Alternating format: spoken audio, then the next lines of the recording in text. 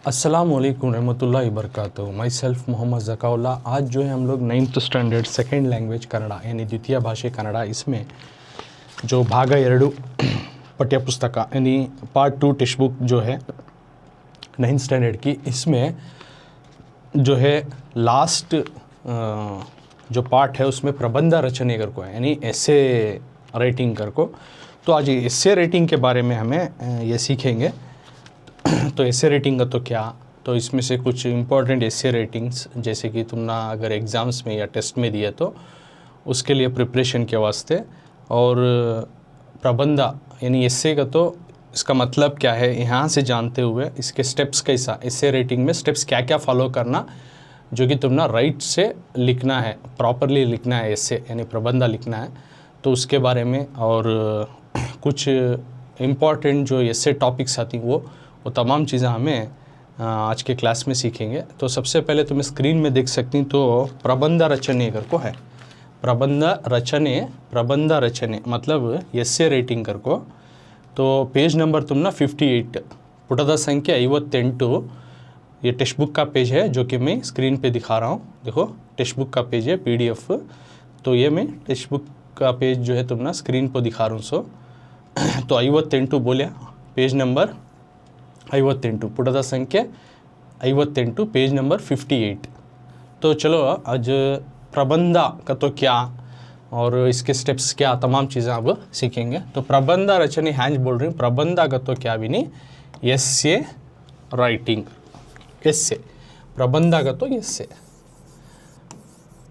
रचने का तो क्या लिखना उतच। प्रबंध का तो यहाँ एसे, रचने का तो यहाँ लिखना यानी एसे का हमें रचना करना यानी एसे को हमें लिखना, प्रबंध। अब हमें डेफिनेशन के साथ जाएंगे। प्रबंध का तो क्या तमाम चीज़ें, तो एक एक पैराग्राफ जो है मैं पढ़ को तुमने समझाता हूँ उर्दू में। तो पेज नंबर 58 पुटದ संख्या 58 में सो ಪ್ರಬಂಧ ರಚನೆ ಎಸ್ಸೆ। तो फर्स्ट पैराग्राफ, ಪ್ರಬಂಧ ಎನ್ನುವುದು ಆಂಗ್ಲ ಸಾಹಿತ್ಯದ ಪ್ರಭಾವದಿಂದ ಆಧುನಿಕ ಕನ್ನಡ ಸಾಹಿತ್ಯದಲ್ಲಿ ರೂಪು ಪಡೆದ ಗದ್ಯ ಪ್ರಕಾರ. ಆಂಗ್ಲ ಭಾಷೆಯಲ್ಲಿರುವ ಎಸ್ಸೆ ಎನ್ನುವುದಕ್ಕೆ ಸಂವಾದಿಯಾಗಿ ಕನ್ನಡದಲ್ಲಿ ಪ್ರಬಂಧ ಅಥವಾ ನಿಬಂಧ ಎಂದು ಕರೆಯಲಾಗುತ್ತದೆ. ಒಂದು ನಿರ್ದಿಷ್ಟ ವಿಷಯವನ್ನು ಕುರಿತು ಮಾಹಿತಿ ಸಂಗ್ರಹಿಸಿ ವಿವರವಾಗಿ ಅರ್ಥವತ್ತಾಗಿ ಆಕರ್ಷಕವಾಗಿ ಬರೆದರೆ ಪ್ರಬಂಧ ಎನ್ನಲಾಗುತ್ತದೆ.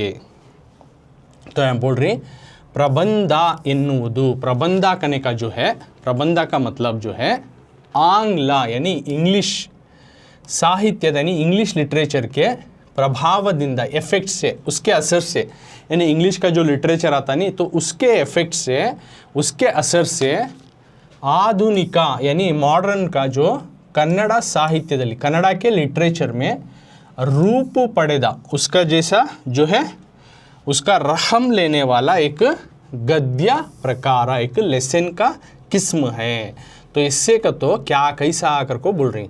तो ಪ್ರಬಂಧ ಎನ್ನುವುದು ಆಂಗ್ಲ ಸಾಹಿತ್ಯದ ಪ್ರಭಾವದಿಂದ ಆಧುನಿಕ ಕನ್ನಡ ಸಾಹಿತ್ಯದಲ್ಲಿ रूप पड़ेದ गद्य प्रकार आकर को फर्स्ट लाइन में बोल रही. मतलब प्रबंध करने का जो है इंग्लिश लिटरेचर के असर से मॉडर्न के जो कन्नड़ा लिटरेचर है उसमें जो है फॉर्मेशन हो को, रूप पड़ेगा, फॉर्मेशन हो को जो बनिया एक लेसन का एक किस्म है, गद्य प्रकार. ओके, अब नेक्स्ट पॉइंट क्या बोल रही देखेंगे.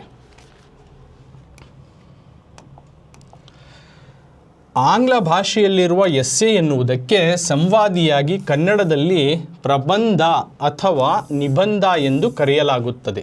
तो यहाँ बोल रही आंग्ल भाषೆಯಲ್ಲಿರುವ, इंग्लिश ज़बान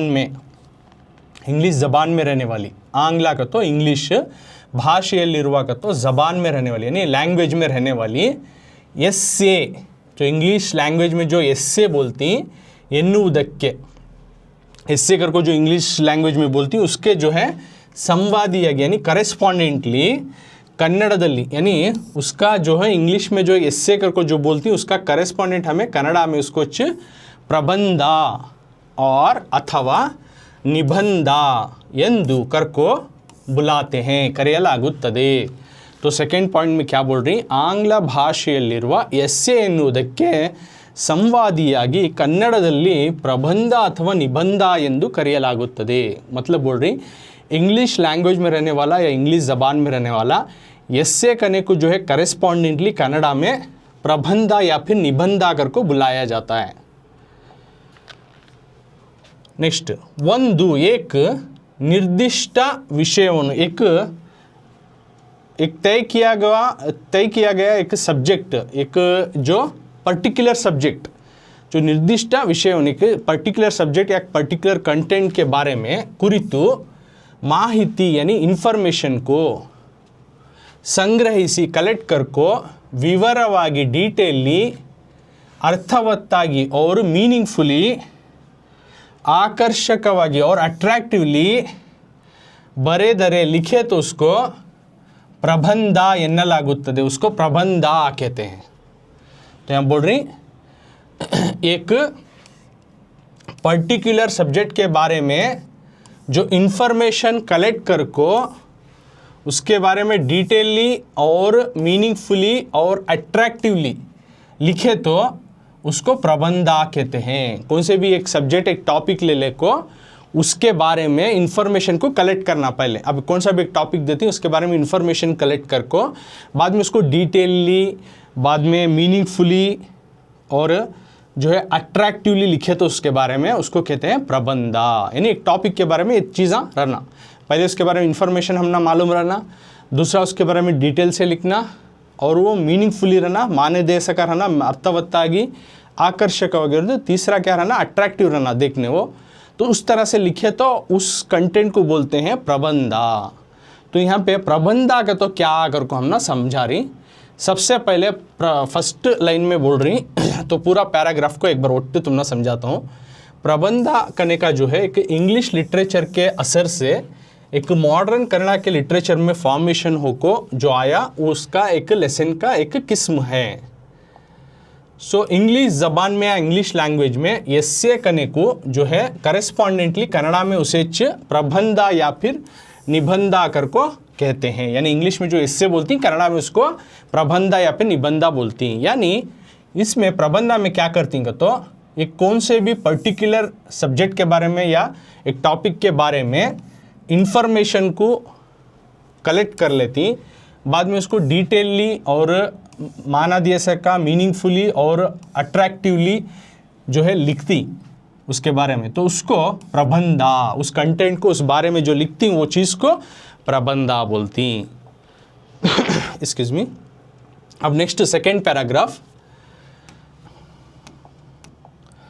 ಪ್ರಬಂಧ ಎಂದರೆ ಚೆನ್ನಾಗಿ ಕಟ್ಟು ಎಂದು ಅರ್ಥ। ಪ್ರಬಂಧಗಳಲ್ಲಿ ಅನೇಕ ಬಗೆಗಳಿವೆ, ಅವುಗಳನ್ನು ಪ್ರಮುಖವಾಗಿ ವಿವರಣಾತ್ಮಕ, ವಿಚಾರಾತ್ಮಕ, ವಿಮರ್ಶಾತ್ಮಕ, ವೃತ್ತಾತ್ಮಕ ಮತ್ತು ಕಲ್ಪನಾತ್ಮಕ ಅಥವಾ ಲಲಿತ ಪ್ರಬಂಧಗಳೆಂದು ವಿಂಗಡಿಸಬಹುದು। तो इसमें बोल रही प्रबंध ಎಂದರೆ ಎಸ್ಸೆ को ಚೆನ್ನಾಗಿ अच्छी तरीके से कट्टू बनो ಎಂದು अर्थ, अच्छी तरीके से बनो कर को माना देता ಎಂದು अर्थ। यानी प्रबंध का तो ಚೆನ್ನಾಗಿ कट्टू अच्छी तरीके से बनो, अच्छी तरीके से बनाओ कर को उसका माना देता है। तो प्रबंधಗಳಲ್ಲಿ एस्से में अनेक बಗೆಗಳಿವೆ, बहुत सारे किस्में, एस्से में बहुत सारे किस्में, ಅವುಗಳನ್ನು उनको प्रमुखವಾಗಿ मेनली जो है उनको मेनली एस्से को जो है विवरणात्मक वजाहत की तौर पर, वजाहती तौर पर और विचारात्मक फिक्रंगीज के तौर पर और विमर्शात्मक तनकीदी और वृत्तात्मक और क्रोनिकल और कल्पनात्मक यानी कॉन्सेप्चुअल बोलते इंग्लिश में, कॉन्सेप्चुअल ललिता प्रबंधगಳೆಂದು, यानी एस ललिता का तो भी यहाँ प्रबंध, छोटे छोटे जो टॉपिक जो कंटेंट लिखते हैं उसको ललिता प्रबंध बोलती। तो ललिता प्रबंध करके उसको हमें क्लासीफाई करे जा विंगडिसಬಹುದು। तो यहाँ एस्से के किस्में बता रही, एस्से में किस्में बता रही, टाइप्स बता रही। सो तो सबसे पहले बोल रही प्रबंधಗಳಲ್ಲಿ अनेक बಗೆಗಳಿವೆ, एस्सेस में बहुत सारी किस्में हैं। तो उनको मेनली उनको जो है मेनली इस तरीके से क्लासिफाई करती। ये क्या जो है वजाहती तौर पर, वजाहती का एसे, दूसरा जो है फ़िक्रंगिज़ के रकम, तीसरा जो है तनखीदी तौर पर, और वृत्तांतमक का तो क्रॉनिकल के तौर पर, और कल्पनात्मक का तो जो कॉन्सेप्चुअल या इमेजिनरी से जो करती, तो उस तरह के ललिता प्रबंध ये एसेस कर को उसको क्लासिफाई करे जा। ओके, तो इसमें बोल रही सो क्या, इस सेकेंड पैराग्राफ में प्रबंधा का मतलब है अच्छे से बनो कर को एक माना देता है, और इस एस्से में यानी प्रबंध में बहुत सारे किस्में हैं और उनको मेनली इस तरह से क्लासिफाई करती, जैसा कि वजाहती और जो है फ़िक्रंगिज़ के तौर पर, और तनखीदी और क्रॉनिकल और जो है कॉन्सेप्चुअल के बेसिस पर जो है एसेस को जो है क्लासिफाई किया जाता है। तो यह हुआ एसेस के क्लासिफिकेशंस। अब कंटिन्यू एसे के बारे में बोल रही अगले पैराग्राफ में। तो क्या बोल रही, सबसे पहले पढ़ता हूँ। ಪ್ರಬಂಧವನ್ನು ಬರೆಯುವ ಮೊದಲು ಆಯ್ಕೆ ಮಾಡಿಕೊಂಡಿರುವ ವಿಷಯಕ್ಕೆ ಸಂಬಂಧಿಸಿದ ಅಂಶಗಳನ್ನು, ಉಪಲಬ್ಧ ಮಾಹಿತಿಗಳನ್ನು, ಬೇರೆಯವರ ಅಭಿಪ್ರಾಯಗಳನ್ನು ಸಂಗ್ರಹಿಸಿ ಟಿಪ್ಪಣಿ ಮಾಡಿಕೊಳ್ಳಬೇಕು. ವೃತ್ತಪತ್ರಿಕೆಗಳು, ನಿಯತಕಾಲಿಕೆಗಳು, ಸಂಬಂಧಿಸಿದ ಗ್ರಂಥಗಳು ಇವು ಪ್ರಬಂಧ ಲೇಖನಕ್ಕೆ ಸಹಾಯ ಮಾಡುತ್ತವೆ. ಅಂತರ್ಜಾಲ ಇಂಟರ್ನೆಟ್ದಲ್ಲೂ ಸಾಕಷ್ಟು ಮಾಹಿತಿ ಲಭಿಸುತ್ತದೆ. Excuse me. तो इसमें बोल रही प्रबंधವನ್ನು एस्से को जो है बरेयुवा लिखने के, राइटिंग से पहले, ಮೊದಲು लिखने से पहले, एस्सेस को लिखने से पहले ಆಯ್ಕೆ ಮಾಡಿಕೊಂಡಿರುವ यानी चुना गया जो सब्जेक्ट है, विषय के संबंधिसिदंते यानी उस सब्जेक्ट के रिलेटेड, संबंधिसिदंते का तो उस सब्जेक्ट के रिलेटेड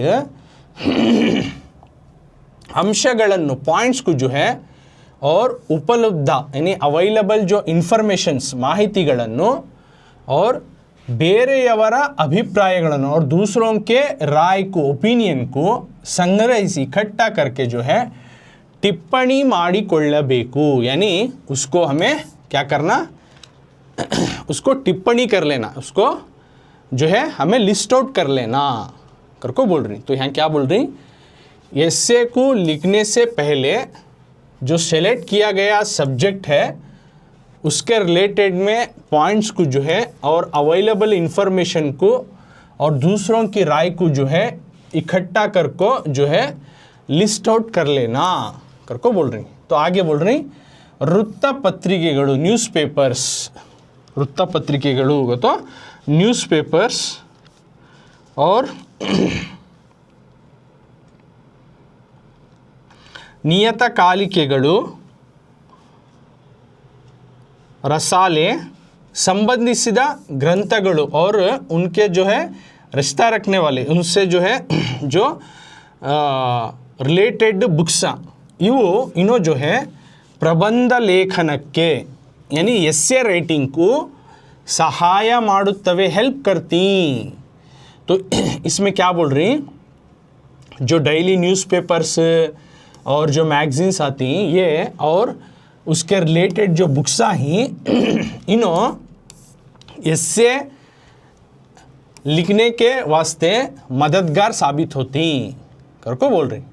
आगे बोल रही अंतर्जाल का तो इंटरनेट में, जैसा कि आप फ़ोन में आपका इंटरनेट आमशरण रहता है, नहीं ऐसा नहीं कि आप कंप्यूटर में बैठ कुछ करना, आजकल फ़ोन में, स्मार्टफोन में भी एक्सेस कर सकती. तो यानी इंटरनेट के ज़रिए से भी साकष्टु काफ़ी सारा जो है इन्फॉर्मेशन, माहिती जो है अवेलेबल है, लभिसुತ್ತದೆ, काफ़ी सारा इन्फॉर्मेशन अवेलेबल है करको बोल रही. तो इसमें क्या बोल रहे हैं, तो इंटरनेट में भी जो है काफ़ी सारा इन्फॉर्मेशन अवेलेबल है. तुम ना अब इन्फॉर्मेशन कलेक्ट करना, सबसे पहले एस्से लिखना तो बोल रही नहीं है, तो उसके बारे में बोल रही. प्रबंधा को, एस्से को जो है लिखने से पहले जो सेलेक्ट किया गया है टॉपिक या सब्जेक्ट के रिलेटेड जो है पॉइंट्स को हमें अवेलेबल जो इन्फॉर्मेशन को और साथ में दूसरों की राय मशवरा और ओपिनियंस को इकट्ठा करके जो है हमें लिस्ट आउट कर लेना। सबसे पहले उनको कहाँ से लिस्ट आउट करे जा, न्यूज़पेपर्स, मैगजीन्स और उसके रिलेटेड जो बुक्स रहती, इन्हों एस्से के राइटिंग में मददगार साबित होती करको बोल रही। तो आगे बोल रही इसके अलावा भी तुम्हें इंटरनेट में अंतर्जालदल्लू इसमें भी काफ़ी सारा इन्फॉर्मेशन अवेलेबल है। तुम्हें इससे अब टॉपिक लिखना तो इंटरनेट से भी तुम्हें एक्सेस करको पॉइंट्स को लिस्ट आउट कर सकती। तो अब अगला पैराग्राफ की तरफ जाएंगे। अब इससे के बारे में जो हमें इंफॉर्मेशन कलेक्ट करना वो बारे में बोले। अब आगे क्या बोल रही देखेंगे। ಯಾವುದೇ ಬಗೆಯ ಪ್ರಬಂಧ ಲೇಖನವಾದರೂ ಅಲ್ಲಿ ಬಳಸಿರುವ ಭಾಷೆ ಸರಳವಾಗಿರಬೇಕು, ಸಂಕ್ಷಿಪ್ತವಾಗಿ ನಿಖರವಾಗಿರಬೇಕು.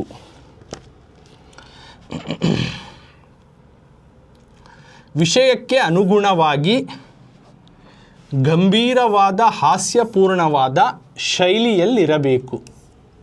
ನುಡಿಗಟ್ಟು, ಲೋಕೋಕ್ತಿಗಳು, ವಿಷಯಕ್ಕೆ ಸಂಬಂಧಿಸಿದ ಪ್ರಸಿದ್ಧರ ಹೇಳಿಕೆಗಳನ್ನು ಸಮಂಜಸವಾಗಿ ಬಳಸಿ ಬರೆಯುವುದರಿಂದ ಪ್ರಬಂಧ ಮೌಲ್ಯ ಹೆಚ್ಚುತ್ತದೆ.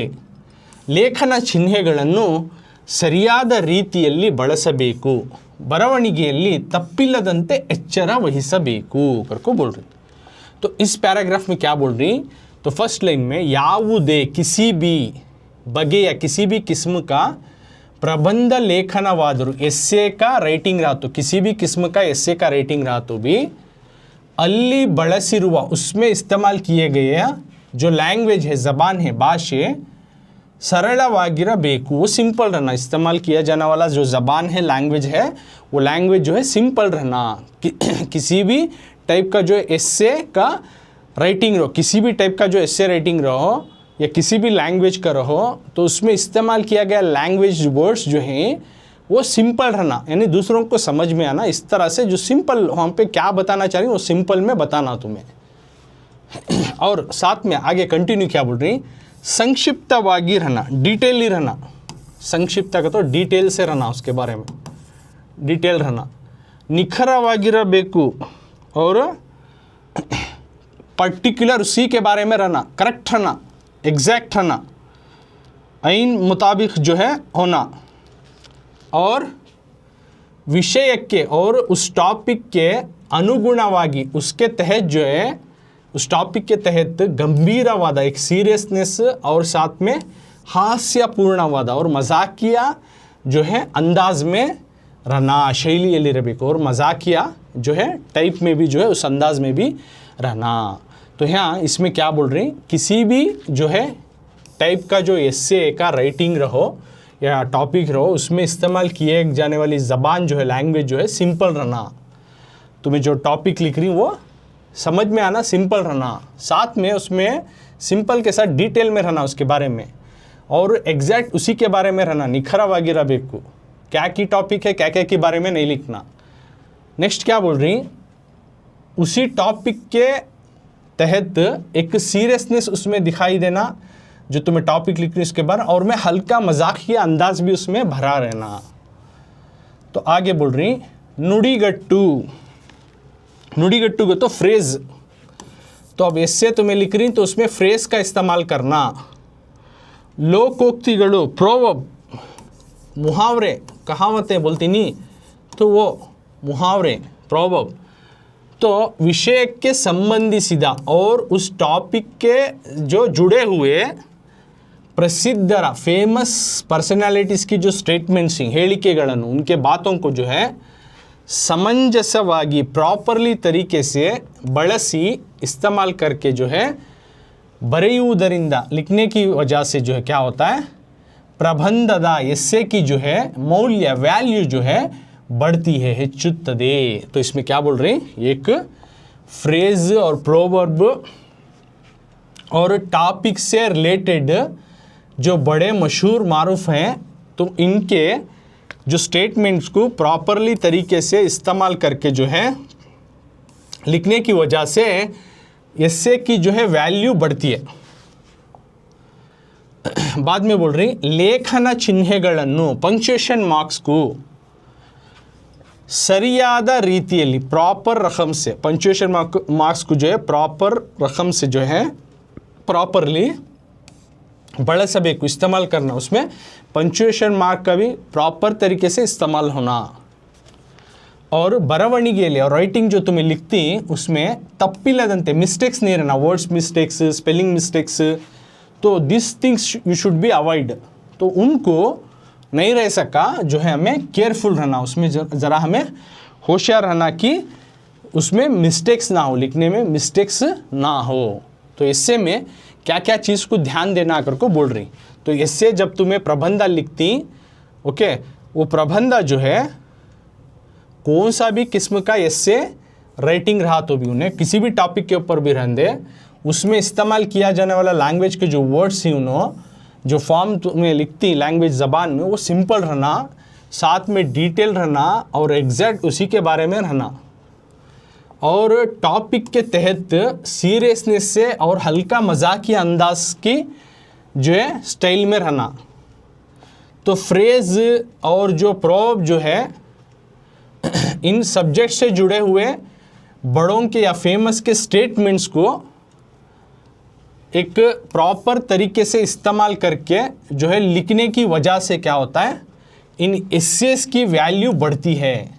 और पंक्चुएशन मार्क्स को भी जो है सही तरीके से जो है हमें एसे में इस्तेमाल करना है। एसेस में कहाँ क्या पंक्चुएशन मार्क, कहाँ इन्वर्टेड कॉमा आ रहा है, कहाँ फुल स्टॉप आ रहा है, कहाँ क्वेश्चन मार्क आ रहा है, तो ये पंक्चुएशन मार्क्स हमें नहीं भूलना, उसको भी हमें मेंशन करना है एसेस में। और साथ में ख़ास पॉइंट क्या याद रखना का, तो राइटिंग में जब लिखती तुम्हें इससे उसमें मिस्टेक्स नहीं रह सका, अलर्ट रहना, केयरफुल रहना कि उसमें मिस्टेक्स ना हो, यानी वर्ड्स मिस्टेक ना, फॉर्मेशन गलत ना हो या स्पेलिंग मिस्टेक्स ना हो, ओके। तो या फिर वो माना देने में वर्ड का फॉर्मेशन जो तुम्हें करी उसमें गलत ना हो, ये तुम्हें केयरफुली अलर्ट रखो, उस तरह से तुम्हें इससे लिखना।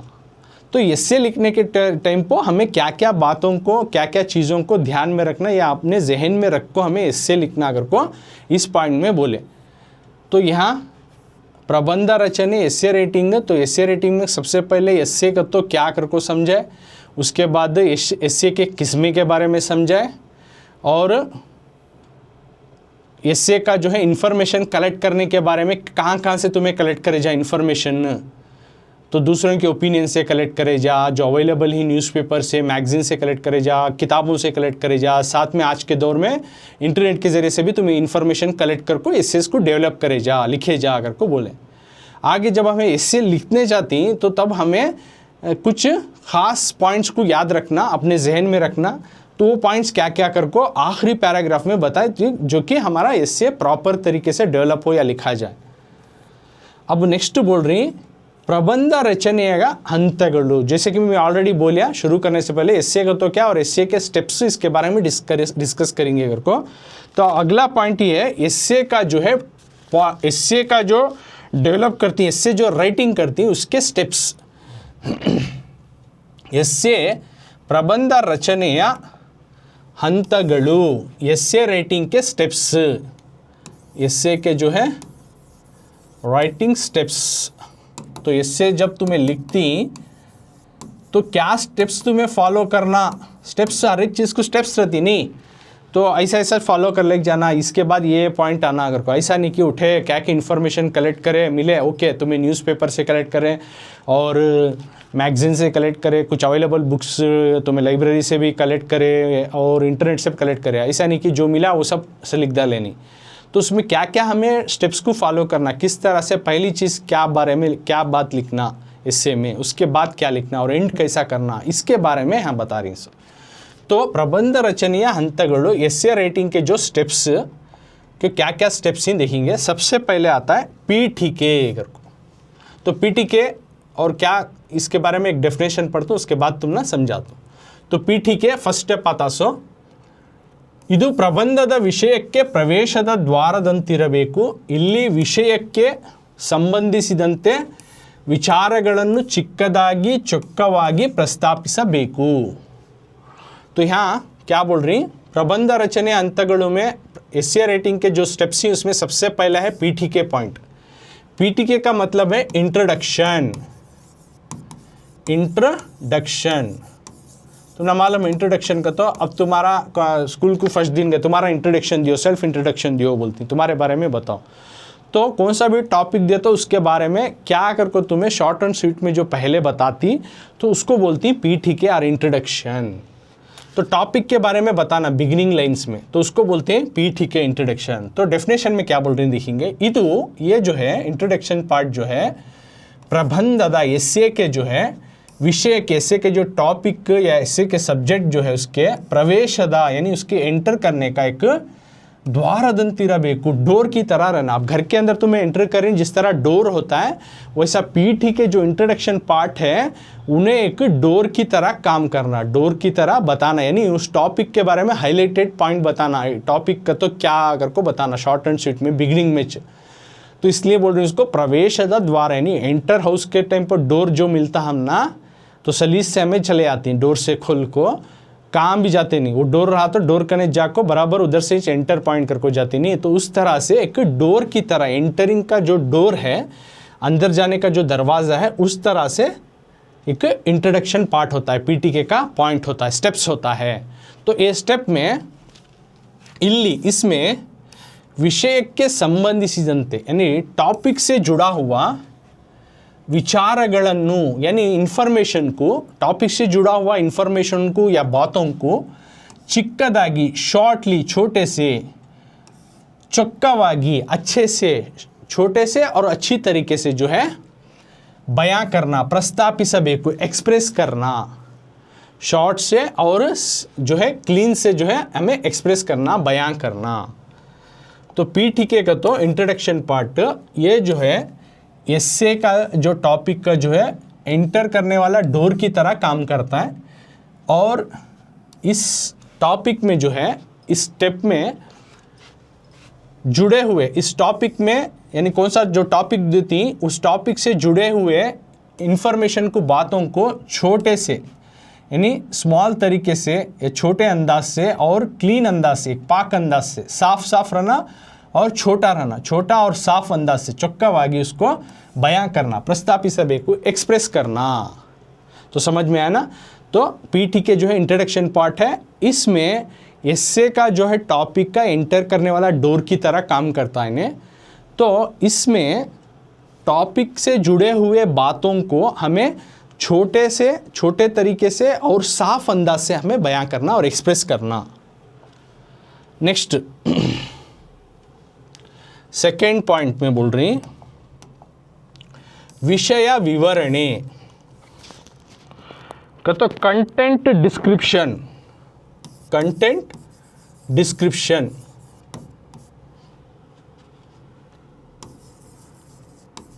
कंटेंट डिस्क्रिप्शन इसको कहते हैं विषय विवरणी, कंटेंट डिस्क्रिप्शन।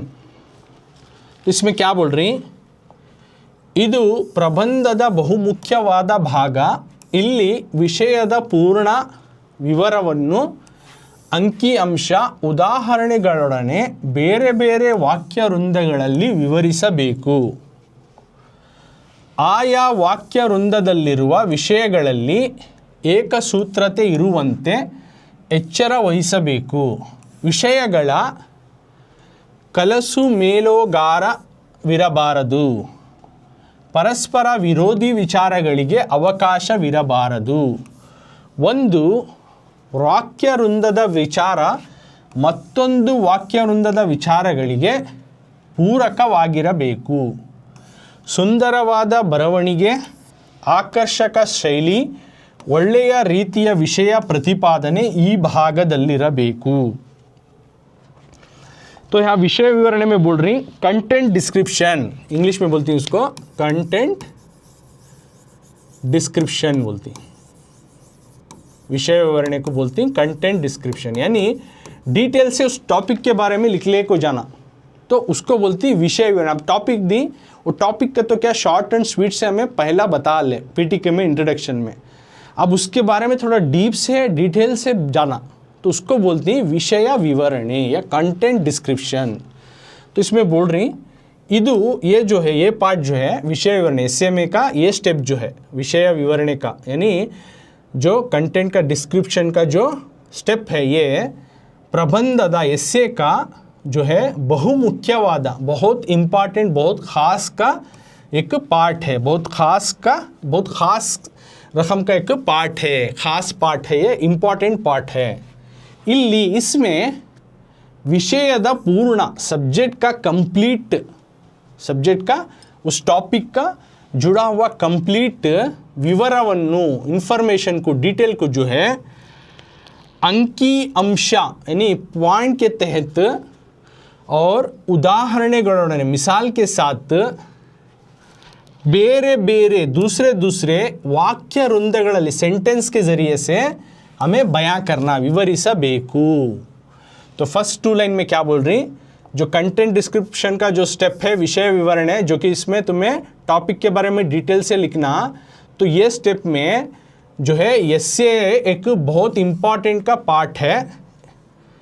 इसमें टॉपिक का जो है कंप्लीट इंफॉर्मेशन को जो है पॉइंट के तहत और मिसाल के ज़रिए से जो है अलग अलग सेंटेंस के साथ बयां करना, एक्सप्लेन करना करको बोल रही। बाद में आया वो वाक्य वृंदದಲ್ಲಿ, वो सेंटेंस में रहने वाले विषयಗಳಲ್ಲಿ, टॉपिक्स में एक सूत्रते, एक सिंगल फार्मूला इरुವಂತೆ, एक सिंगल फार्मूला रह सका, एಚ್ಚರ ವಹಿಸಬೇಕು, केयरफुल रहना, यानी वो सेंटेंस में जो सब्जेक्ट ही उनमें एक सिंगल फार्मूला रह सका, हमें केयरफुल रहना।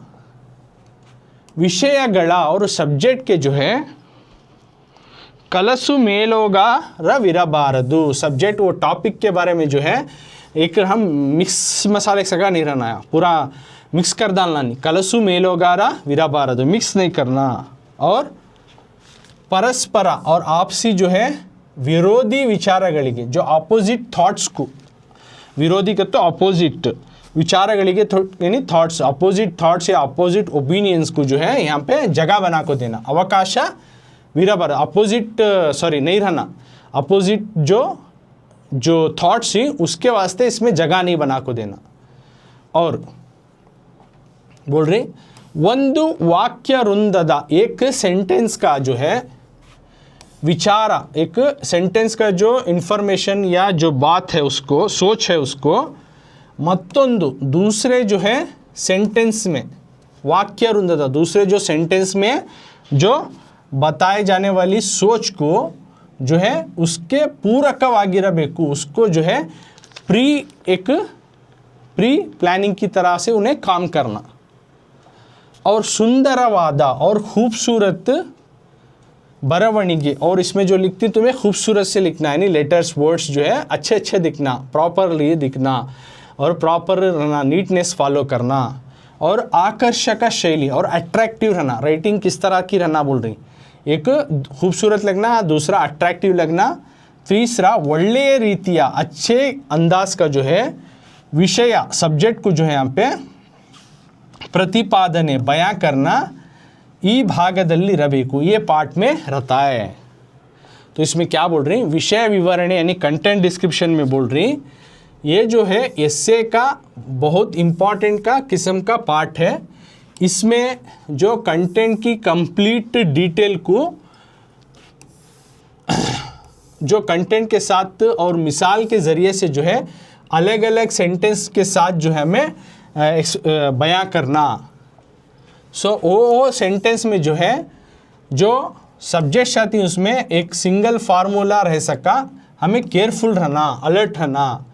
और सब्जेक्ट को जो है उस टॉपिक को जो है तुम्हें कलामिली नहीं करना, और उसमें साथ में उस टॉपिक में अपोजिट के जो अपोजिट किस्म के जो फीलिंग्स ही, थॉट्स ही, उसको जगह नहीं बना को देना। और एक सेंटेंस की जो सोच है उसको दूसरे सेंटेंस की सोच को जो है उन्हें मिलाप करना, उसको उसके बाद इन्हें लिखे, ये पॉइंट लिखे तो बेहतर है, तो कंटिन्यूटी पार्ट के सका वो लिखना। और राइटिंग जो है तुम्हारी खूबसूरत रहना, वर्ड्स, लेटर्स, फॉर्मेशन सभी अट्रैक्टिव स्टाइल में लिखना, और अच्छे अंदाज से जो है वहाँ पे टॉपिक का जो है तुम्हें बयां करना, इस पार्ट में वो सब चीज़ें रहना। तुम ना एस्से में लिखना हो तो ये पार्ट में भी ये स्टेप भी फॉलो करना। तो 2 स्टेप में समझाया, अब तीसरा स्टेप्स है। तो 2 स्टेप्स क्या, एक एसे रेटिंग में का तो 3 स्टेप्स ही, उसमें 2 स्टेप्स में समझाएं। एक पीटी के इंट्रोडक्शन पार्ट, इन्हें एक इंट्रोडक्शन पार्ट एक टॉपिक का डोर की तरह रहना, और इसमें टॉपिक के जुड़े हुए सोच को जो है छोटी तरीके से और साफ अंदाज से बयां करना। नेक्स्ट जो है उस कंटेंट डिस्क्रिप्शन यानी टॉपिक के बारे में डिटेल से लिखना। इसमें जो है एसे में का जो है बहुत इंपॉर्टेंट पार्ट है। यहाँ पे टॉपिक को जो है कंप्लीट जो है डिटेल से जो है पॉइंट के तौर पर और मिसाल के ज़रिए से जो है अलग अलग सेंटेंस के साथ जो है बयां करना। सो वो सेंटेंस में जो है वो टॉपिक्स में जो है एक सिंगल फार्मूला रह सका, हमें केयरफुल रहना, और उस टॉपिक में जो है कलामिली नहीं करना, और आपस में जो है अपोजिट के जो सोच ही उसको जगह नहीं बना देना, और एक सेंटेंस की जो सोच है उसको दूसरे सेंटेंस की सोच के जो है बाद के सका रहना। और लिखने का जो स्टाइल है वो खूबसूरत रहना, अट्रैक्टिव स्टाइल रहना, और एक अच्छे अंदाज से जो है बयां करने सका रहना। ये चीज़ ये पार्ट में हमें देखना। तो आज की क्लास में हमें एसे राइटिंग तो क्या, एसे का मतलब क्या, तो एसे राइटिंग तो एसे में एसे का मतलब क्या, और एसे में कितने किस्म हैं, तो उसमें का एसे लिखने से पहले हमें इन्फॉर्मेशन कलेक्ट करना है, नहीं जो उसके टॉपिक के बारे में मालूम रहता है मैं लिख सकती हूँ, तो उसके वास्ते सबसे पहले हमें इन्फॉर्मेशन गेन करना उसके बारे में, तो वो कहाँ कहाँ से हमें ले सकती। उसके बाद जो है लिखने का एसे जो है किस अंदाज से रहना वो बोले। उसके बाद ख़ास क्या अब आने वाला पार्ट बोलिया कि एसे में जो है कुछ स्टेप्स ही वो फॉलो करना। एसे रेटिंग में 3 स्टेप्स आती, इनको मस्ट तुम्हें फॉलो करना एसे रेटिंग में, तभी जाको तुम ना पूरे मार्क्स मिलती हैं। एसे रेटिंग में स्टेप्स फॉलो करे तो तुम ना मार्क्स मिलते। सो आउट ऑफ 4 मार्क्स लेना है तो स्टेप फॉलो करना। सबसे पहले पीटी के कल को दाल को उस टॉपिक के बारे में लिखना स्टार्ट करना।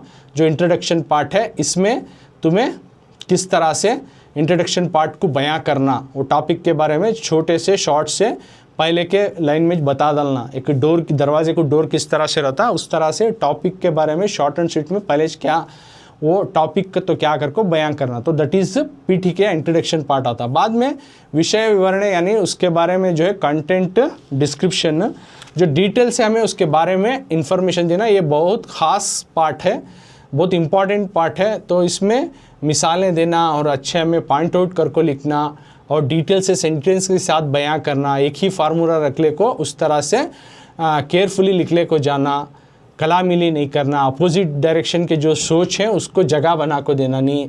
और एक सेंटेंस लिखे तो वो नेक्स्ट सेंटेंस को ये लिखे तो ये सेंटेंस बराबर है तो उसी तरह से फॉलो कर ले लिखना। और राइटिंग किस तरह से रहना है, तमाम चीज़ें जो है सेकेंड स्टेप यानी विषय विवरण यानी उसके बारे में डिटेल लिखती ना वो हमें डिस्कस करें। अब थर्ड स्टेप है मुक्ताय अथवा उपसंहार अगर को, यानी एंडिंग पार्ट ख़त्म करना या फिर एंड पार्ट। तो इसके बारे में इस स्टेप के बारे में और कुछ एसे के कुछ टॉपिक जैसे कि प्रकृति कोपा है, तो ये चीज़ें जो है इसी एसे राइटिंग के जो है सेकेंड पार्ट में पार्ट 2 में जो है मैं अगली क्लास में कंटिन्यू करूँ।